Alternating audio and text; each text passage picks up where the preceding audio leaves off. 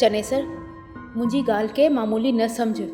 मां जेको चई रही आहियां न वो सच आहे, थोरो त सम्झ।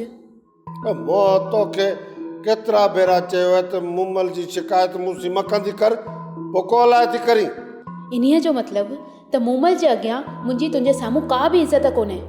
तूं पिंड जी मूमल सी भेंट म कर। मूमल जो त को मटी कीने। जंहिंखे तूं एतिरो मथे ते खणी रहियो आहीं न उहा हिकु नांगण अथई, ऐं जंहिं डंग हणंदई न त पोइ तोखे ख़बर पवंदी। शर्मिला, पंहिंजे वात खे लगाम ॾे, लगाम। तोखे शर्म कींदो अचे? तूं मुंहिंजी मूमल लाइ ईअं थी चुई? मूं जीअं मूमल खे ॾिठो आहे न मां उहो ई हुनखे पेश पई कयां। तूं मूमल जे बारे में मौसी कूड़ करे रही आहीं। कूड़ी रन तो ते मूंखे को बि एतबार कीने। शाबाश अथई चने सर ख़ान, शाबाश अथई। उहे त चवंदो आहीं त मां वॾो पारखू माण्हू आहियां, पर हिते हिकु माण्हू जा करतूत तूं परखे नाहे सघियो।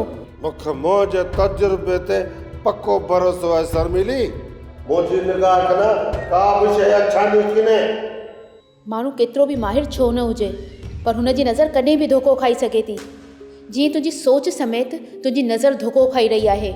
मूमल जे किरदार जी तक तो रखियां, हुनजी मूंखे ज़रूरत कीने।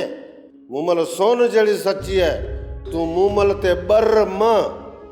चलंदे त तूं चने सर ख़ान, जॾहिं तोखे मूमल जी असलियत ख़बर पवंदी, पर वक़्तु तुंहिंजे हथ मां हुन वक़्तु निकिरी चुकियो हूंदो। तंगो हाणे चुप कर।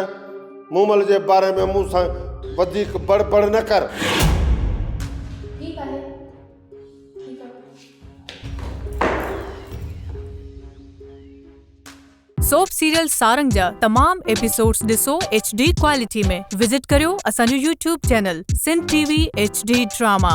सब्सक्राइब कयो असांजो official YouTube channel Sindh TV HD drama ऐं वधीक अपडेट लाइ बेल आइकन खे क्लिक करियो।